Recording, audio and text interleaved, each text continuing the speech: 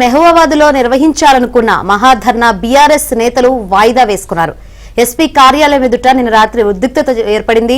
మహాధర్నాకు అనుమతి కోరుతూ బీఆర్ఎస్ ఆందోళన చేపట్టింది. తెలంగాణ ప్రభుత్వానికి వ్యతిరేకంగా బీఆర్ఎస్ నినాదాలు చేసింది. ఆందోళనకారులు ఎస్పీ క్యాంప్ ఆఫీసులోకి వాటర్ బాటిల్ విసిరారు.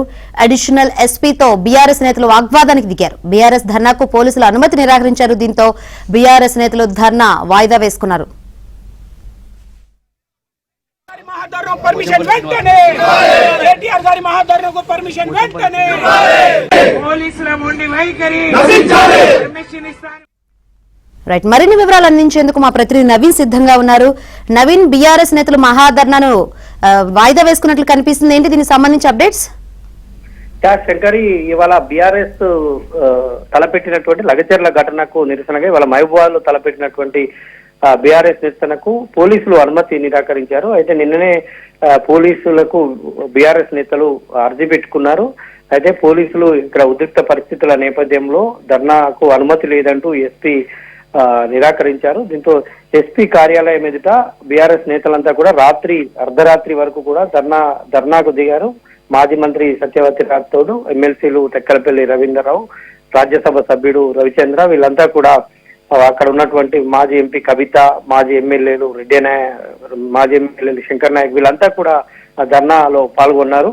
అయితే చాలాసేపటి వరకు కూడా నినాదాలు చేశారు. ప్రభుత్వానికి వ్యతిరేకంగా నినాదాలు కొనసాగించారు.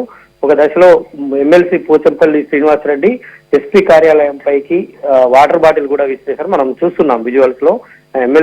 ఎస్పీ గేట్ దగ్గర వీళ్ళంతా కూర్చున్నారు. ఆ గేటుకు వాటర్ బాటిల్ విసిరేసినటువంటి దృశ్యాలు, అంటే అక్కడ ఉన్నటువంటి వాళ్ళందరినీ రెచ్చగొట్టేలా ఆయన వాటర్ బాటిల్ విసిరేశారు. వెంటనే పోలీసు అప్రమత్తమయ్యారు. ఏఎస్పీ చెన్నయ్య వాళ్ళతో వాగ్వాదానికి దిగారు. ఇంకోసారి అట్లాంటి చర్యలు చేస్తే కఠిన చర్యలు తీసుకోవాల్సి వస్తుందని ఆయన హెచ్చరించారు. దీంతో పూర్తి స్థాయిలో అనుమతి లేదంటూ నిరాకరించారు. మహబూబాబాద్ లో 144 సెక్షన్ ప్రస్తుతం అమలు చేస్తా ఉన్నారు.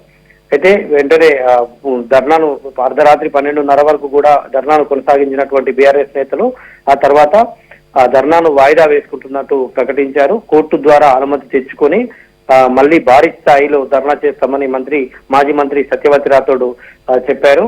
ఇది కాంగ్రెస్ నేతలే, కాంగ్రెస్ ప్రభుత్వమే ఈ బీఆర్ఎస్ ధర్నాను అడ్డుకుంటోందని ఆమె ఆరోపించారు. ఇకపై కాంగ్రెస్ చేసేటువంటి మీటింగ్స్ గాని సభలు గాని సమావేశాలు సభలను బీఆర్ఎస్ అడ్డుకుంటుందని కూడా ఆమె హెచ్చరించినటువంటి పరిస్థితి ఉంది. కోర్టు ద్వారా అనుమతి తెచ్చుకొని శాంతియుతంగా ధర్నా చేస్తామని ఆమె చెప్పారు. ప్రస్తుతం అయితే ఇవాళ బీఆర్ఎస్ తలపెట్టినటువంటి ధర్నా అయితే విరమించుకున్నటువంటి పరిస్థితి అయితే కనిపిస్తోంది. Right, thank you Naveen.